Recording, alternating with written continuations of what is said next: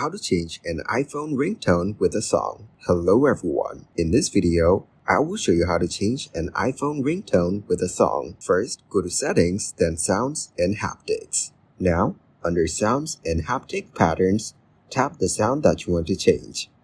Then, tap a ringtone or alert tone to hear it and set it as the new sound. You can use the tone store to buy new sounds.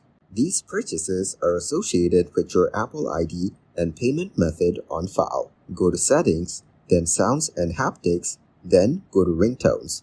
Then scroll to the top and tap Tone Store. Your purchased tones and ringtones appear at the top of the list of sounds. Thank you guys for watching this video. Hope you got some value. Make sure to like the video and subscribe to the channel to get notified of new videos. See you in the next one.